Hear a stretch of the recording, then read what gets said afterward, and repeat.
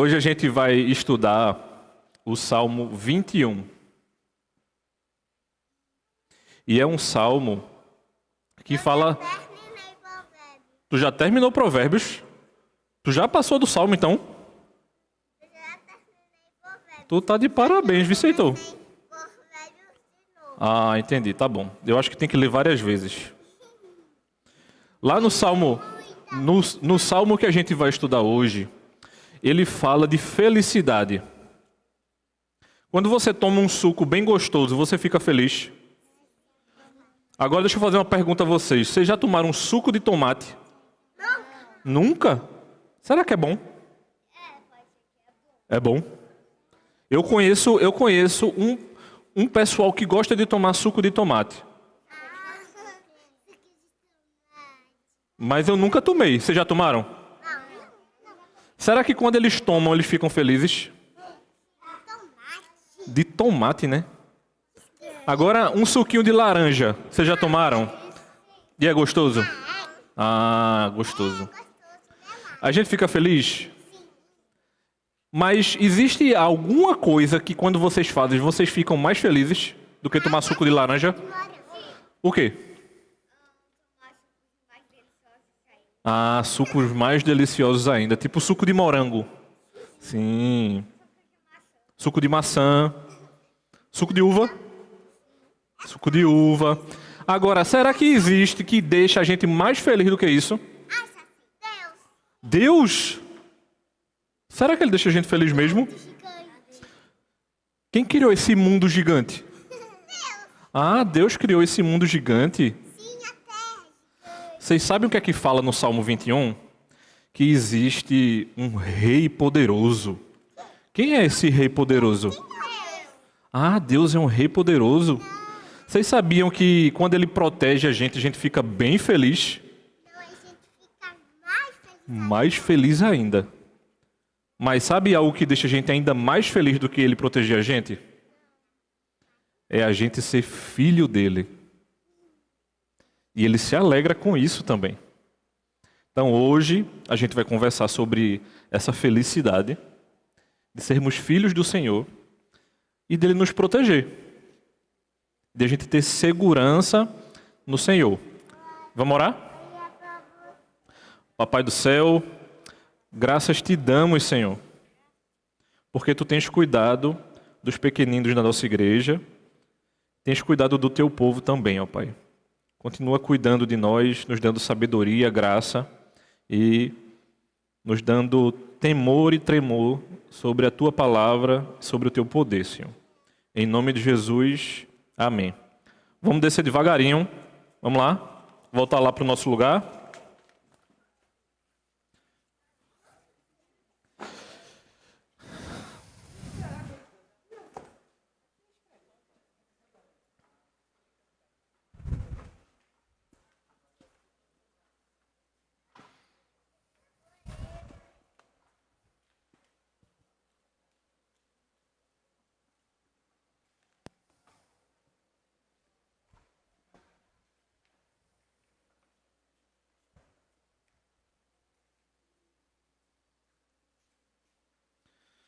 Bom dia, irmãos.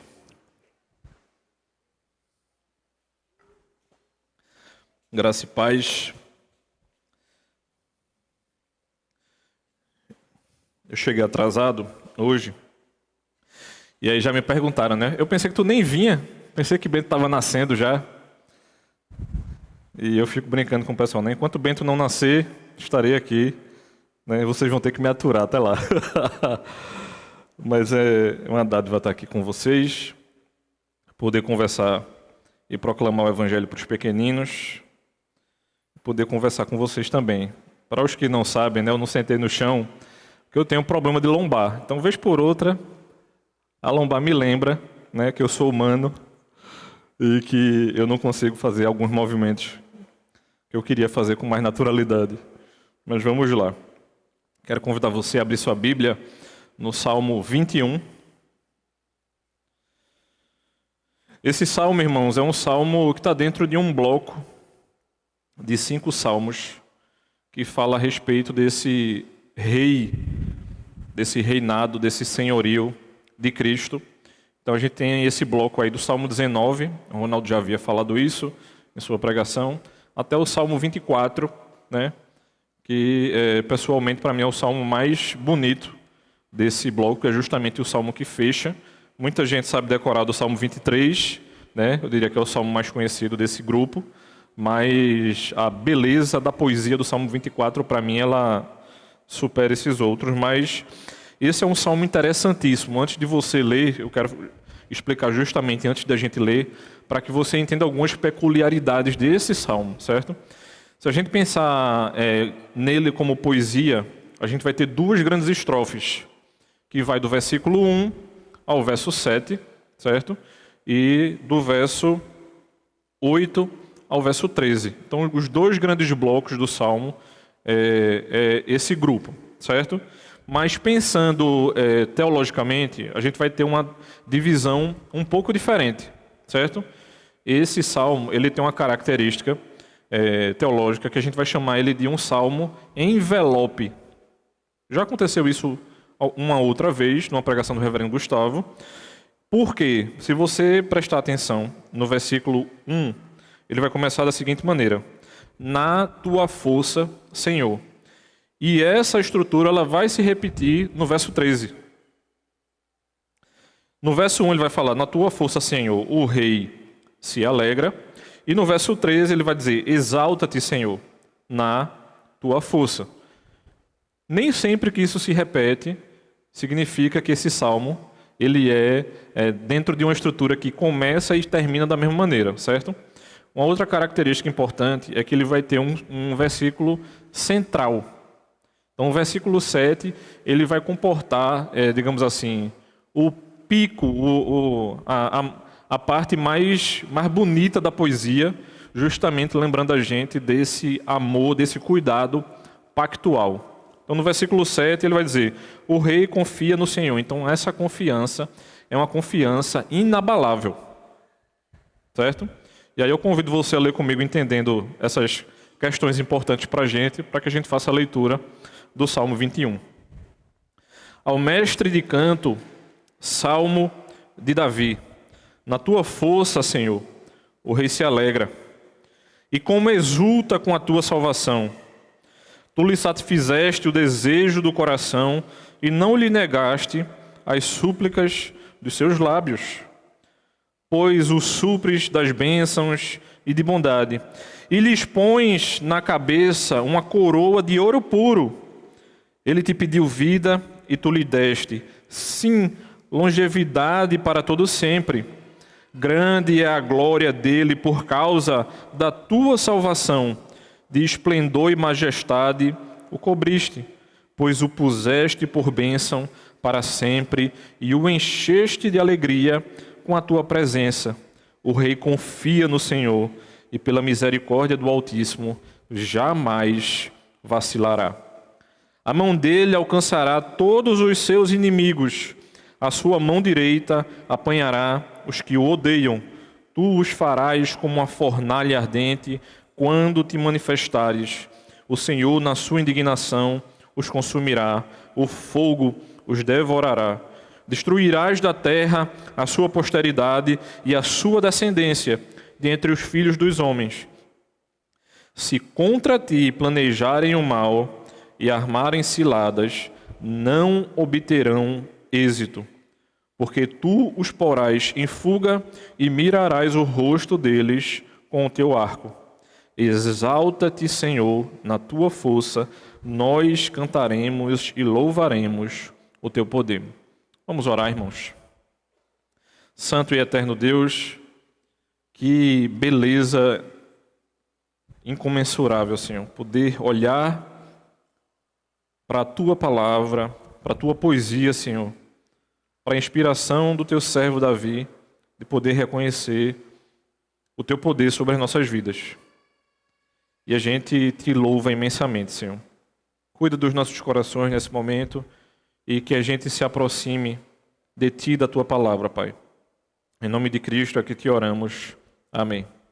Irmãos, um dos pensadores mais acompanhados do nosso país nos últimos anos, Mário Sérgio Cortella, ele diz que felicidade é realidade menos expectativa.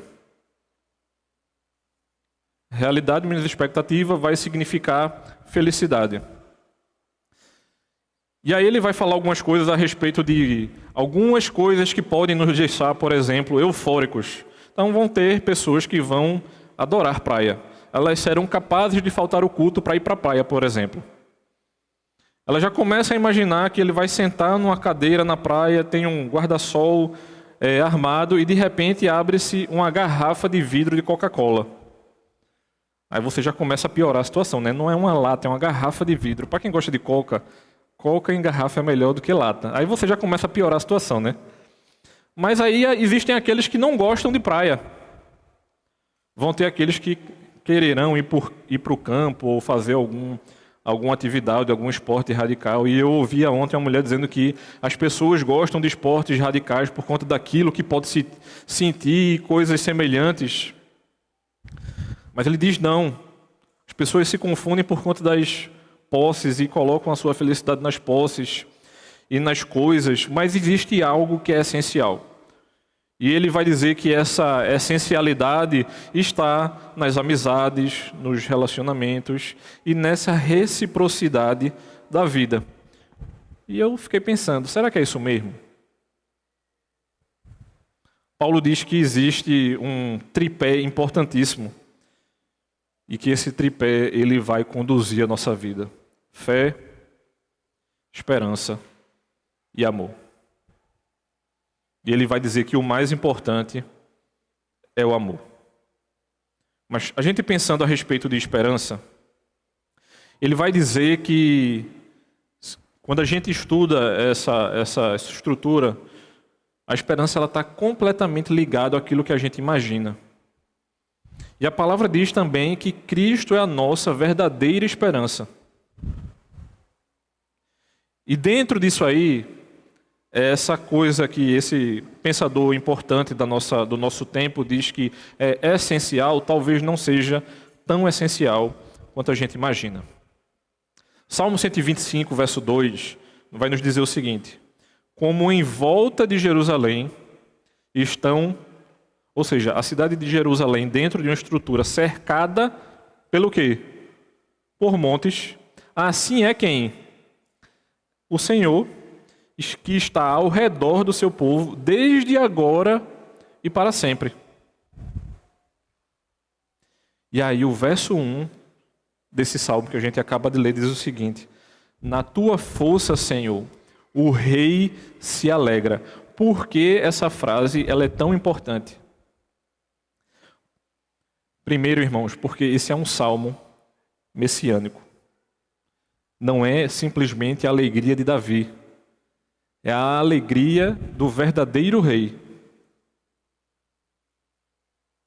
E aí faz muito mais sentido o verso 1 agora. Na tua força, Senhor, o rei se alegra. Então, esse salmo, ele vai conter uma pública e solene ação de graças pela condição de prosperidade e felicidade do rei. Então, é o tema desse salmo, vai ser o tema do Salmo 22 também.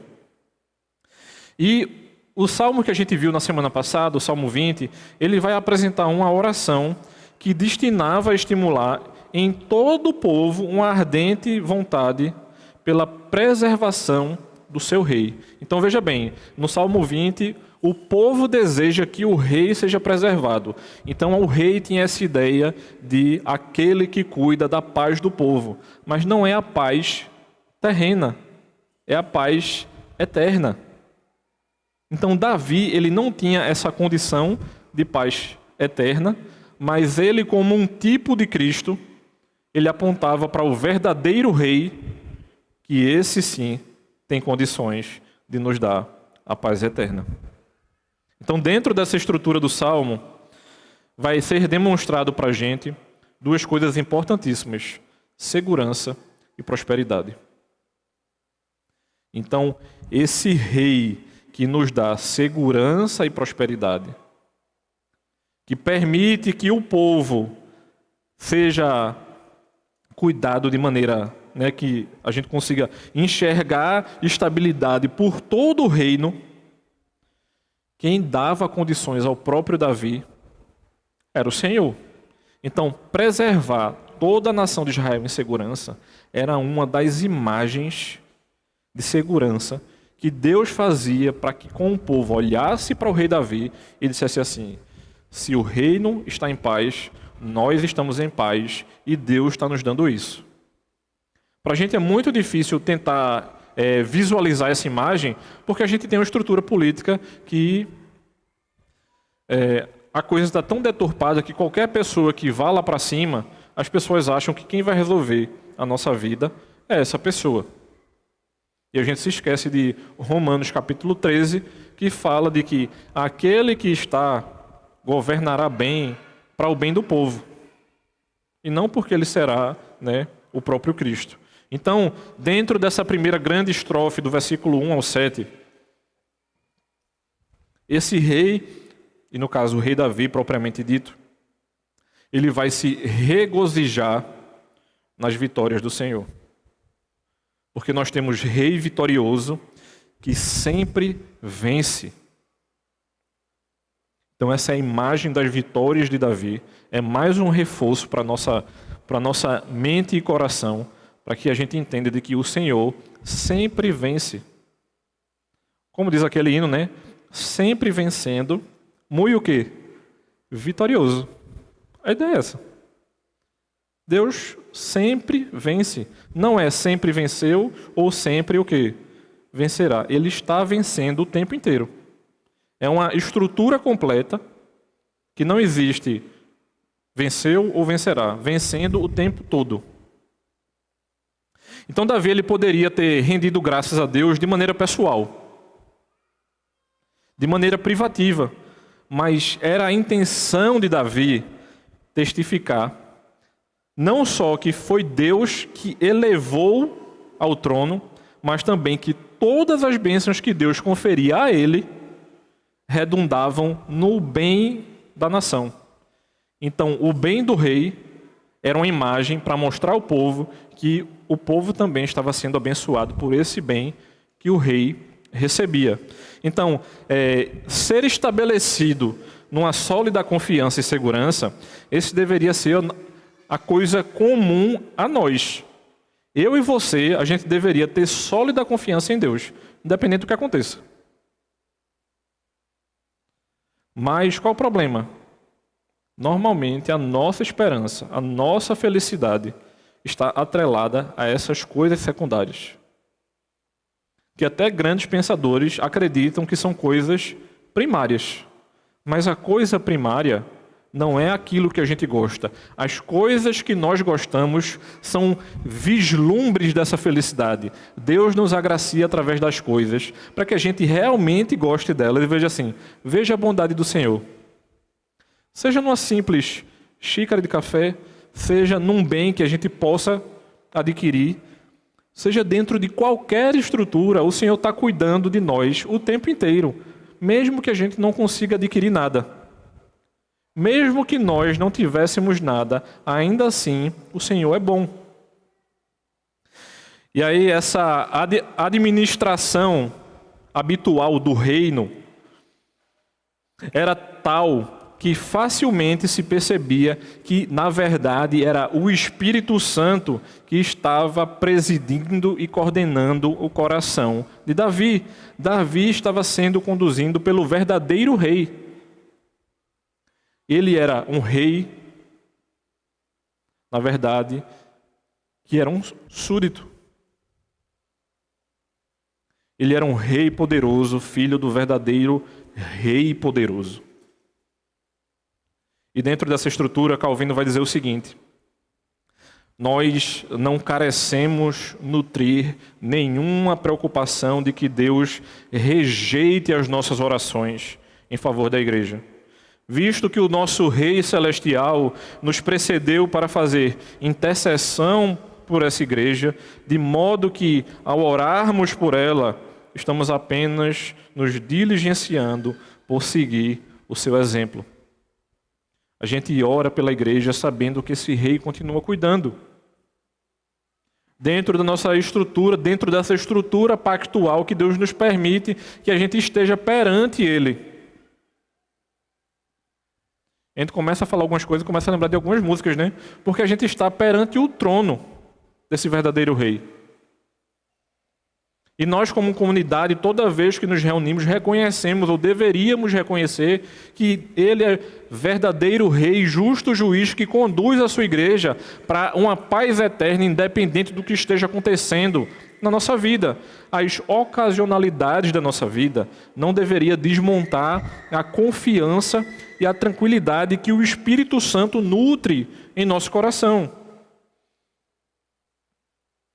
Então, não foi acerca de um homem, por exemplo, que foi dito lá em 2 Samuel, capítulo 7, versículo 14. Serei seu pai e ele será o meu filho. Não é sobre Davi.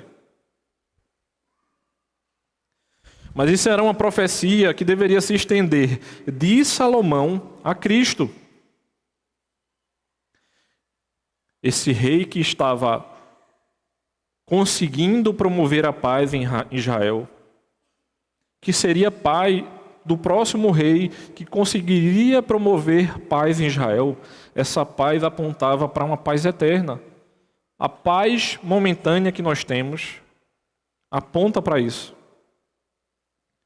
Como é que eu e você estávamos explicando aos nossos filhos quando ele não podia sair de casa na pandemia ou quando ele não podia ir para a praia? Tem tudo a ver com esse texto. Houve um pesar da mão do Senhor. Houve um período momentâneo de não paz aqui na terra, mas isso não significa que Ele não estava nos dando paz. Mas Ele pesou a mão sobre nós. Então, esse rei de nada carecerá que seja indispensável para fazer sua vida feliz em todos os aspectos, visto que Deus, sua própria boa vontade, antecipará seus desejos e o enriquecerá com a abundância de todas as coisas excelentes. Então muita gente fala assim: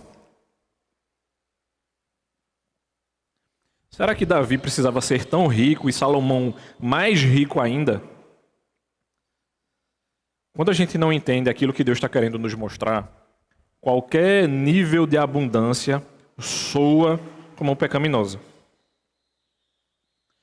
Mas a riqueza de Davi, ou pensando numa riqueza ainda maior, a riqueza de Salomão, estava apontando para a riqueza do Senhor.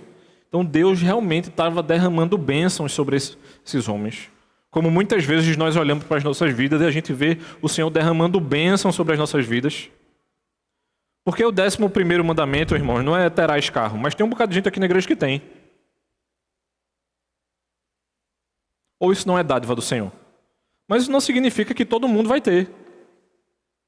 Conheço irmãos que não têm desejo nenhum de ter carro.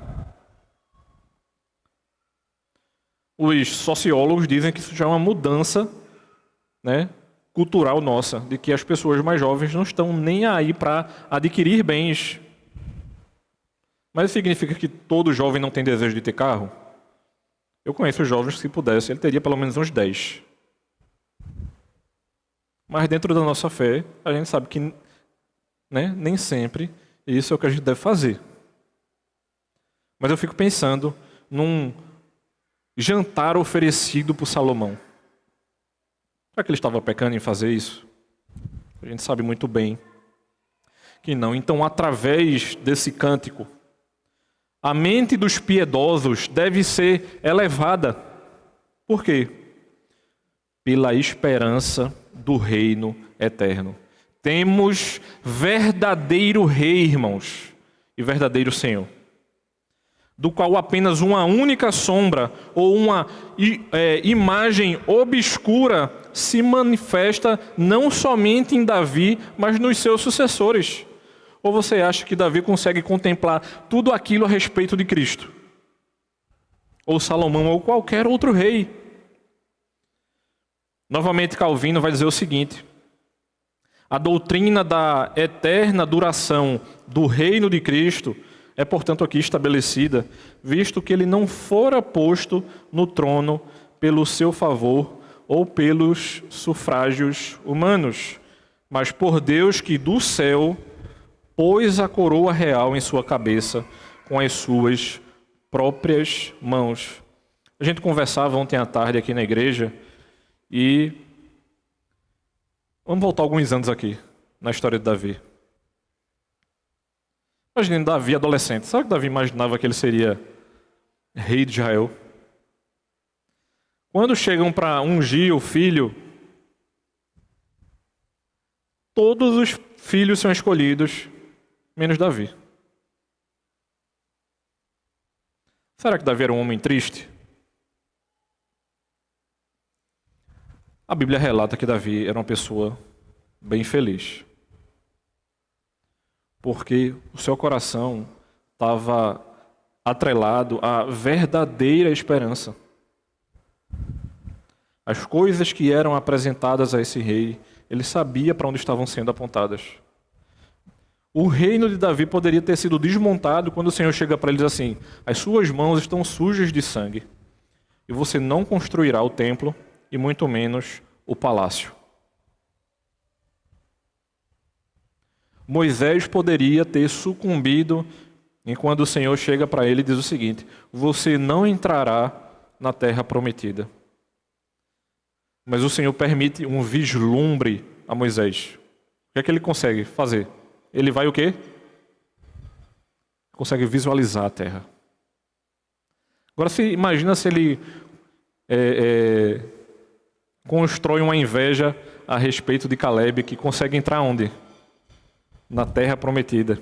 E Caleb diz o quê?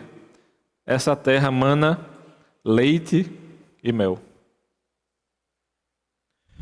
Deus está nos prometendo leite e mel, irmãos, o tempo inteiro. E muitas vezes a gente está perdido porque a gente está vendo uma pessoa tomando suco de tomate, que na minha cabeça deve ser uma coisa ruim pra caramba. Mas por que eu penso isso? Porque eu nunca tomei. Mas quando eu paro e fecho os olhos assim, imagine agora, suquinho de graviola, bem geladinho. Já estou com a boca salivando aqui. Mas na cabeça de Davi, leite e mel faz muito mais sentido do que suco de graviola. Eu não sei se você já teve o privilégio de pegar uma colher e raspar um favo de mel. É uma das coisas mais maravilhosas que você pode fazer na vida, mas ao mesmo tempo é uma das coisas mais simples. E muitas vezes a gente está perdido com coisas que nem são tão maravilhosas com relação a isso. Então, quando a gente entra na segunda parte dessa primeira estrofe, a partir do verso 4, o verso 4 diz o seguinte: ele te pediu vida e tu lhe deste, sim, longevidade para todo sempre. A gente sabe que Davi não viveu eternamente. Essa palavra aqui no verso 4, longevidade, está falando de vida eterna. Quem é o verdadeiro rei eterno? É Cristo. Esse versículo ele confirma o que a gente já viu anteriormente, que esse salmo não deve ser limitado somente à vida de Davi. A gente sabe que Deus deu prosperidade e vida longa a esse rei, mas sem a menor dúvida, irmãos, a compreensão de rei eterno aqui é Cristo. E Davi, ele pediu vida ao Senhor. E isso de maneira tácita aponta para as circunstâncias angustiantes que ele queria ter reduzido na sua vida. Davi viveu muitos problemas, a gente também sabe disso. Mas ele conseguia visualizar o senhorio de Cristo, o reino eterno e perpétuo de Deus.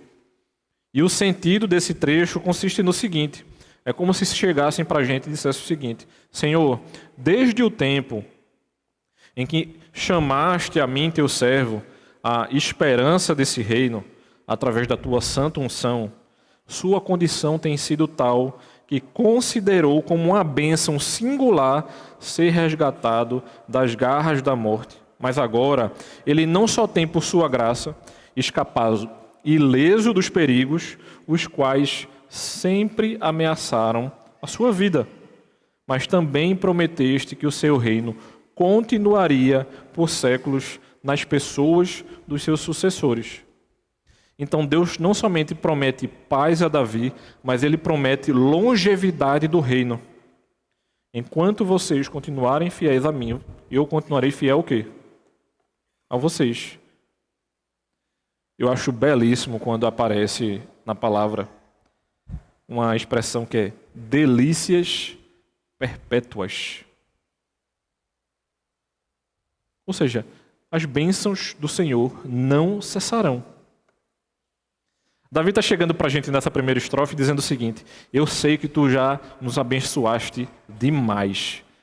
Essa primeira estrofe ela reconhece isso. E o povo percebe que o rei, através da proteção de Deus, estava proporcionando isso para o povo também. Ou seja, Davi não somente aproveita a bênção, mas permite bênção para todo o reino. Então esse livramento que ele providencia, que ele alcança e que ele é aplaudido por isso, ele entende que ele estava sendo primeiro defendido por esse Deus. E a riqueza que ele adquire, a força humana que esse rei tem, ele havia conseguido de maneira invencível por conta do poder de Deus e não por conta do poder ou por conta do seu poderio militar ou por conta do seu poderio político. Davi não atrela isso, porque o rei, recebendo a abundância de todo gênero de coisas excelentes, servia de exemplo para ilustrar a liberalidade divina. Então as bênçãos que Deus permite a mim e a você, irmãos, devem representar isso. A gente não deve se apegar às coisas que nós temos, mas a gente deve reconhecer a liberalidade divina sobre isso. E quando a gente chega aqui no centro do texto, no versículo 7,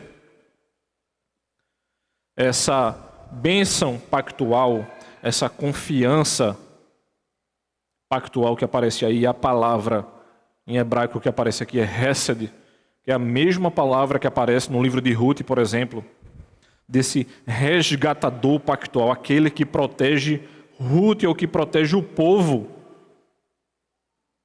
Esse amor pactual demonstrado pelo Rei Altíssimo, ele é, irmãos, o fundamento de toda a relação que temos com esse Rei.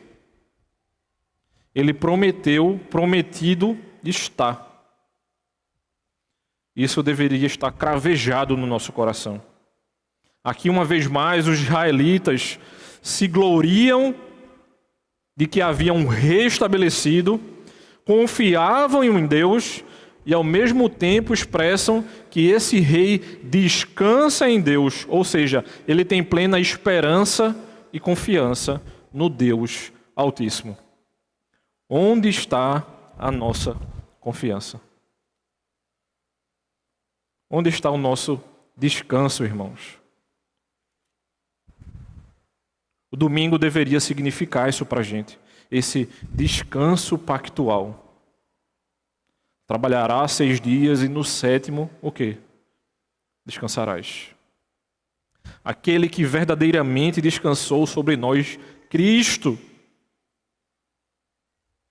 não somente nos promete descanso, mas nos dá esse descanso. Se a gente pudesse reler esse versículo de uma outra maneira, seria o seguinte: o rei, visto que põe pela fé a sua dependência em Deus e sua benevolência, não estará sujeito às desgraças que subvertem os reinos do mundo. A promessa aqui é que o reino de Judá e o reino de Cristo, do qual ele era tipo, será isento de qualquer coisa que afete perpetuamente essa estrutura. A causa ou a base dessa esperança ou confiança é a seguinte: Deus misericordiosamente nutre seu próprio povo, a quem uma vez graciosamente recebeu o seu favor. Nós estamos dentro da salvação. Nós não fomos salvos.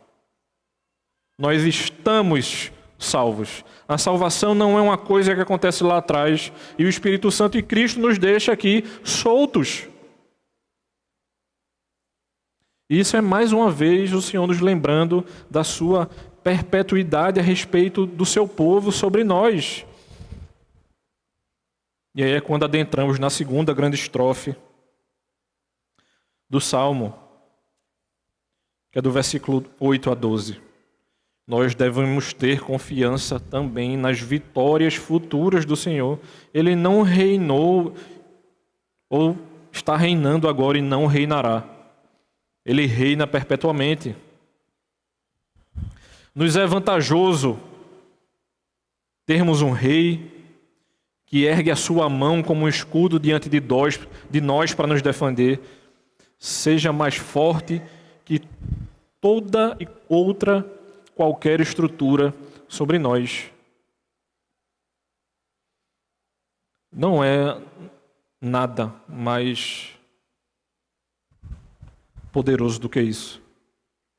Quando eu gosto de pensar em poder, eu gosto de pensar em Natã entrando no templo ou no palácio de Davi para enfrentar o Putin da época, mas a diferença é que esse Putin era crente.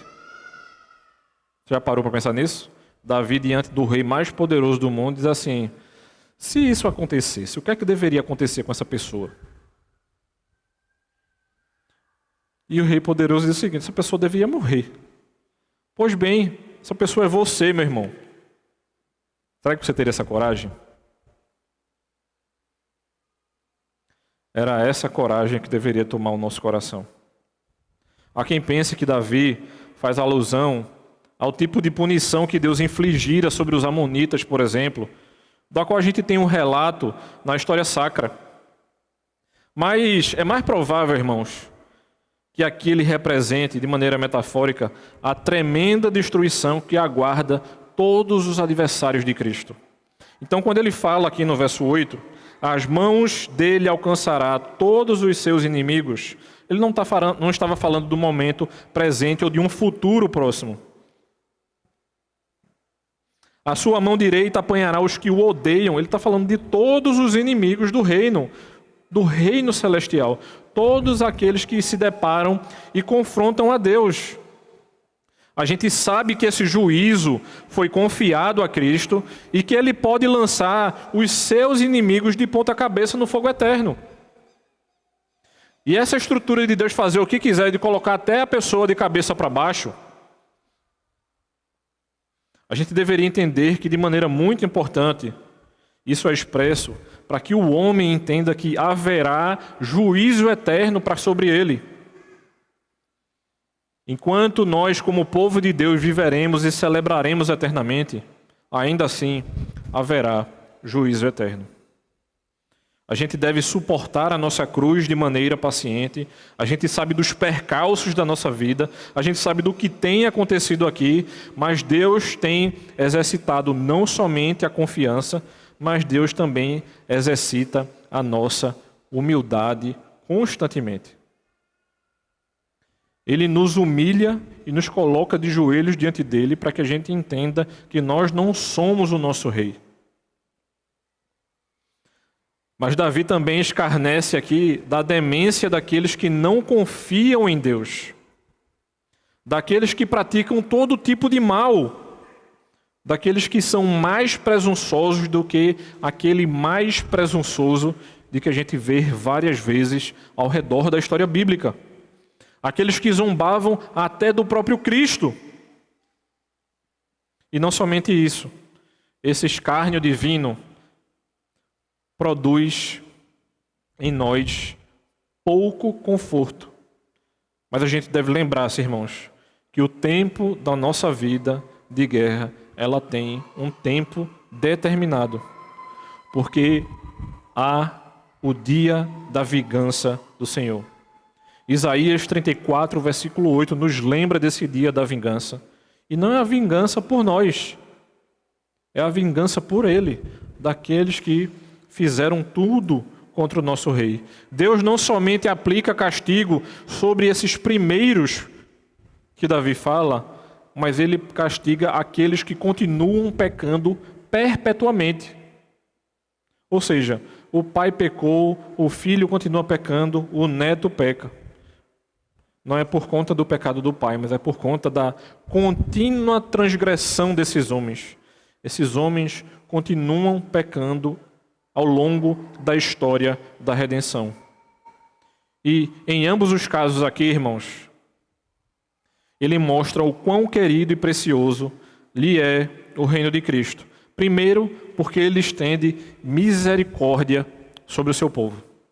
E segundo, porque ele faz repousar sobre aqueles que fazem o mal até a terceira e a quarta geração o seu castigo eterno. Porque eles continuarão pecando. E por fim, irmãos,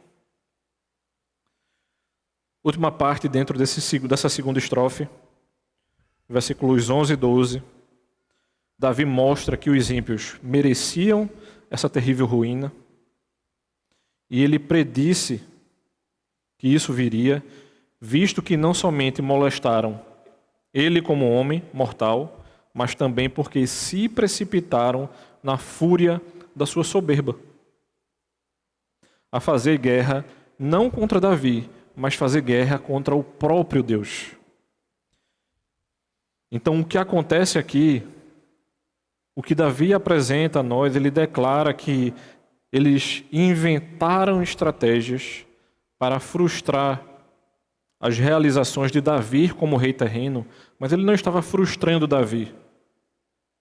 Na verdade, ele estava frustrando, ou achavam, que frustrariam o próprio Deus. Então Davi repreendia aqui esses estultos arrogantes ao fazerem guerra contra Deus, ao tentarem manifestar grande temeridade ou a tentar levar-nos a qualquer tipo de medo através do seu atrevimento.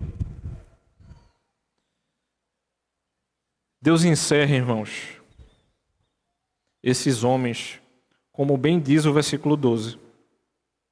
Porque os porás em fuga e mirarás o rosto deles com o teu arco. A vida desses homens para Deus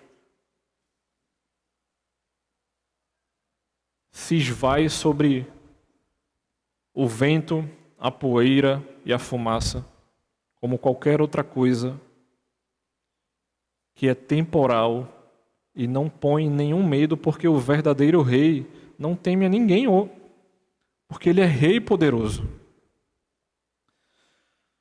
Ele fez com que esses homens atirassem flechas, mas o Senhor é rei poderoso e tinha tal e igual flecha que poderia confrontar esses homens. E ele conclui com a oração no verso 13. E aqui eu concluo, irmãos.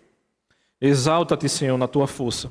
Nós cantaremos e louvaremos o teu poder.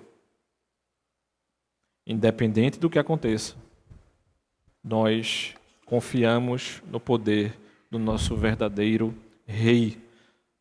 Esse salmo que é concluído com essa oração, uma vez mais confirma de que esse reino sobre o qual Davi fala desde o capítulo 19 e vai continuar falando até o capítulo 24, está mostrando a nós, irmãos, a glória do nosso Deus e do que o seu poder é eterno sobre tudo e todos. Isso era sem dúvida mostrando o reino de Israel como exemplo para nós, mas Deus muitas vezes em outros lugares exibe o seu poder e mostra que o rei terreno aponta para esse rei eterno. E aqui é declarado que aquilo que é prometido foi consumado. Nós sabemos disso. Cristo morreu na cruz, ele ressuscitou e ele reina. Ele é verdadeiro Rei e Senhor sobre nós, e Deus manifesta através da nossa carne, assim como manifestou através do rei Davi, com o seu divino poder, Por mais que as pessoas tentem nos explicar o que é felicidade, somente o nosso Rei poderoso pode mostrar a mim e a você o que é felicidade. Somente esse Rei perpetua o seu império e o seu reinado. Ele sempre vence. Ele é o Deus que cuida do seu povo eternamente. Amém. Vamos orar? Santo e eterno Deus, a Tua graça que é maravilhosa, Senhor, que é apresentada aqui através da vida do Teu servo Davi e através do povo e do reino de Israel, Senhor. É o mesmo reino senhorio que sempre Tu tiveste ao longo de todo o sempre, Senhor. Tu não te tornas rei porque nós somos o Teu povo. Tu sempre reinaste dentro da eternidade, Pai. E nós queremos louvar e engrandecer o Teu nome através disso, Senhor. Cuida dos nossos corações e nos ajuda, Pai, a permanecer perpetuamente acreditando e confiando e sendo feliz contigo, ó Pai. É isso que te pedimos, Senhor. Em nome de Jesus. Amém.